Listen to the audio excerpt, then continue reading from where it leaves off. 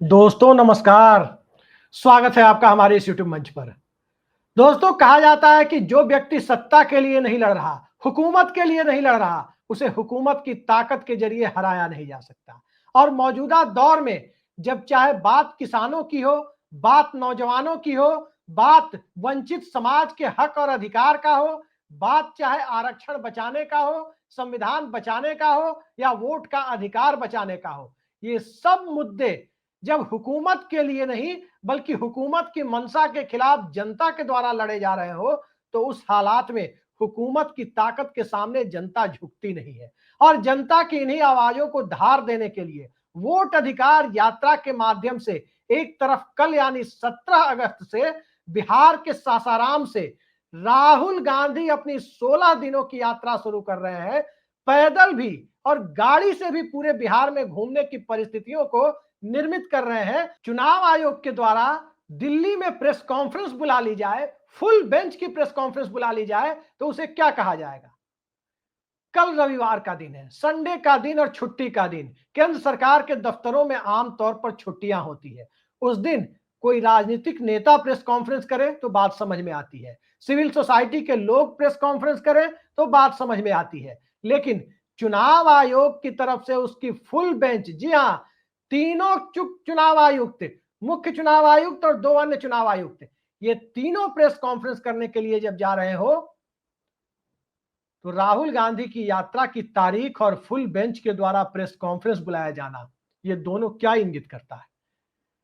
क्या सत्ता के पीछे चलने वाला चुनाव आयोग मौजूदा दौर में जिस पर आरोप है कि वो सत्ता के पीछे चल रहा है, क्या राहुल गांधी की यात्रा से घबरा गया है?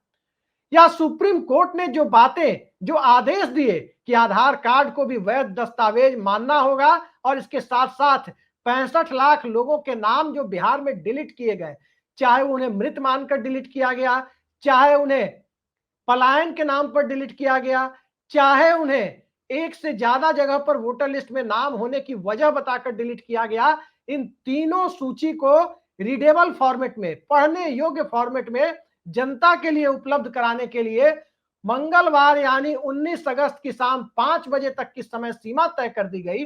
उसके बाद प्रेस कॉन्फ्रेंस जो बुलाई गई, क्या उसके लिए संडे का दिन ही मिला था? सुप्रीम कोर्ट के आदेश के 2 दिन से ज्यादा हो गए। सुप्रीम कोर्ट के आदेश के ऊपर यदि कोई सफाई देने होती तो कल शुक्रवार था, दी जा सकती थी। आज शनिवार था, आज भी प्रेस कॉन्फ्रेंस करके दी जा सकती थी। सोमवार को भी दी जा सकती थी और मंगलवार की सुबह भी दी जा सकती थी। रविवार के दिन ये सफाई क्यों देनी पड़ रही है? और ये सफाई देने के लिए तीनों में से एक चुनाव आयुक्त ही काफी थे। ज्ञानेश कुमार साहब खुद भी आ सकते थे। अगर तीनों आ रहे हैं तो कुछ बात बड़ी है। क्या राहुल गांधी की यात्रा ने सिस्टम को हिला करके रख दिया है? क्या बिहार के लगभग हर इलाके में, चाहे वो शाहबाद का इलाका हो या मगध का इलाका हो या अंग प्रदेश का इलाका हो या मिथिला कोसी सीमांचल का इलाका हो या चंपारण तिरहुत सारण का इलाका हो, हर जगह से यात्रा यदि ये निकल रही है और उसके बाद पूरे बिहार में जो मोमेंटम बनता हुआ दिखाई दे रहा है, उसके बाद की परिस्थितियों को यदि देखें तो ये क्या किसान आंदोलन की तरह गंगा जल जैसा पवित्र बिल या पवित्र मनसा बता करके वापस लेने की बात तो नहीं की जाएगी? कल क्या होगा ये किसी को नहीं पता। कल राहुल गांधी अपनी यात्रा शुरू करेंगे, ये सबको पता है, लेकिन दिल्ली की प्रेस कॉन्फ्रेंस में कौन सा आदेश आएगा इसके बारे में ना हमें कुछ पता है, ना आपको कुछ पता है। किसी को कुछ नहीं पता है।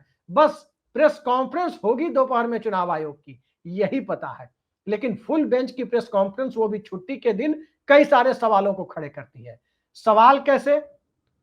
तो अब जरा चुनाव आयोग के अधिकार वोटर लिस्ट के संदर्भ में क्या है वो सभी आप जानते हैं।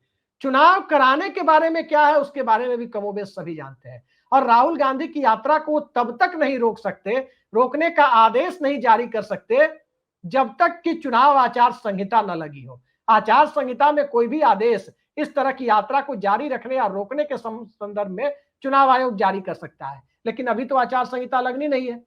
पिछली बार भी जब 10 नवंबर को मतगणना हुई थी तो 25 सितंबर को चुनाव घोषित हुआ था, यानी पूरी प्रक्रिया 25 सितंबर से 10 नवंबर के बीच की थी। अभी तो 25 अगस्त भी नहीं आया है। लेकिन क्या कल कुछ बड़ा होने जा रहा है? कल कुछ बहुत बड़ा ऐलान किया जाएगा चुनाव आयोग की तरफ से?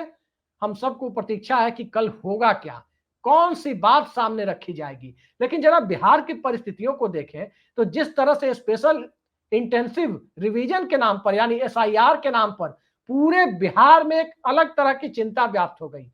बिहार के बाहर बंगाल जहां आगे चुनाव होने हैं वहां को लेकर चिंता व्याप्त हो गई। सुप्रीम कोर्ट तक मामला पहुंच गया। डेली बेसिस पर लगातार 2-3 दिन सुनवाई भी हुई, कई सारे अंतरिम आदेश भी दिए गए, कई सारे सुझाव भी दिए गए। लेकिन इसके बावजूद बात यदि हठधर्मिता की हद तक चली जाए और उसमें भी कुछ कंक्रीट निकलता हुआ दिखाई न दे, अधिकार और कर्तव्य के बीच अधिकार वाले पहलू पर जनता आती हुई दिखाई दे और कर्तव्य वाले पहलू पर संवैधानिक संस्थाएं पिछड़ती हुई दिखाई दे, तो कल के प्रेस कॉन्फ्रेंस का औचित्य समझने के लिए थोड़ा और चीजों को, कुछ परतों को उघाड़ना जरूरी हो जाता है। क्या है वो परतें? आइए पहले चुनाव आयोग के अधिकार की ही चर्चा करते हैं। वोटर लिस्ट बनाने के संदर्भ में जो अधिकार है उसके बारे में चुनाव आयोग लगातार बोल रहा है, कुछ बातें अपनी हदों से बाहर जाकर भी बोल रहा है। क्योंकि मैंने आपको पिछले वीडियो में अभी 2-3 दिन पहले आपको बताया था कि पूर्व सूचना आयुक्त यशोवर्धन आजाद, उन्होंने क्या कहा था कि वोटर लिस्ट से नाम क्यों हटाए, किन परिस्थितियों में किसी को हटाए, या आरटीआई एक्ट के तहत भी यदि कोई मांग ले तो देना पड़ जाएगा। लेकिन आयोग तो सुप्रीम कोर्ट में हलफनामा देकर कहता है कि हम बताने के लिए बाध्य नहीं है कि क्यों नाम हटाए। इसका मतलब तो यही निकलता है कि मंशा ठीक नहीं है। खैर, हम मंशा पर नहीं, अधिकारों पर आते हैं। अधिकारों की जहां तक बात करें तो चुनाव आयोग के बारे में आम जनता के बीच में एक सामान्य सी धारणा क्या होती है? सामान्य सी धारणा यही होती है कि चुनाव की तारीखों का ऐलान करना, स्वतंत्र और निष्पक्ष चुनाव प्रक्रिया को संपन्न कराने के लिए जो भी कदम जरूरी हो वो सब उठाना, अधिक से अधिक संख्या में कोई मतदाता छूटे ना, इसके बारे में अधिकतम प्रयास करना, यही उसके अधिकार मोटे तौर पर है। लेकिन कोई छूटे ना की जगह किसी का नाम डिलीट करना और उसके पीछे भी यदि कोई मंशा हो तो उस मंशा का सार्वजनिक प्रदर्शन ना करना, ये कहीं अधिकारों में नहीं है। ये भी अधिकार चुनाव आयोग के पास है कि चाहे संसद हो या विधानसभा, 4.5 साल का कार्यकाल यानी 4 साल 6 महीने का कार्यकाल किसी भी लोकसभा या विधानसभा का यदि पूरा हो जाता है, उसके बाद के 6 महीने में कब चुनाव कराना है, यानी बचे हुए 6 महीने, जो 5 साल का अधिकतम कार्यकाल होता है, उसके बचे हुए 6 महीने में चुनाव का उपयुक्त समय कब है, कब चुनाव कराया जा सकता है, यह निर्णय लेने के लिए चुनाव आयोग स्वतंत्र है। ये अधिकार उसके पास है। उदाहरण के लिए यदि 10वीं लोकसभा का जिक्र करें, जब पीवी नरसिम्हा राव प्रधानमंत्री थे तब 1991 में 9 जुलाई को लोकसभा गठित हुई थी। फर्स्ट सिटिंग यानी पहली बैठक से कार्यकाल का आरंभ माना जाता है। 9 जुलाई 1991 को लोकसभा गठित हुई थी। उस हिसाब से 8 जुलाई 1996 तक कार्यकाल था, यानी 9 जुलाई को तक लोकसभा गठित हो सकती थी, 9 जुलाई 96 तक। लेकिन यह क्या, 10 मई को ही चुनाव आयोग ने चुनाव प्रक्रिया संपन्न करा दी, 10 मई को ही मतगणना करा दी। इतना जल्दी काम किया कि 2 महीने पहले, यानी 4 साल 10 महीने में नरसिम्हा राव सरकार का कार्यकाल और लोकसभा का कार्यकाल पूरा हो गया। 13 दिन की अटल बिहारी वाजपेयी की सरकार भी बन गई और 13 दिन बाद फिर देवेगौड़ा की सरकार भी बन गई। बात यदि 2007-12 की उत्तर प्रदेश की विधानसभा की करें तो मई में गठित हुई विधानसभा, 2007 मई में जो गठित हुई थी, पूर्ण बहुमत से मायावती की बहुजन समाज पार्टी की सरकार बनी थी, उसका कार्यकाल तो मई 2012 तक जाना था। लेकिन फरवरी 2012 में ही चुनाव प्रक्रिया शुरू करा दी गई और मार्च आते आते चुनाव प्रक्रिया संपन्न करा ली गई। यानी वहां भी 4 साल 9 महीने या 4 साल 9.5 महीने में ही चुनाव प्रक्रिया संपन्न करा दी गई। अब सवाल यह उठता है कि बिहार के बारे में चुनाव आयोग के पास इस संदर्भ में क्या अधिकार है। तो बिहार विधानसभा का कार्यकाल 22 नवंबर 2025 को खत्म हो रहा है।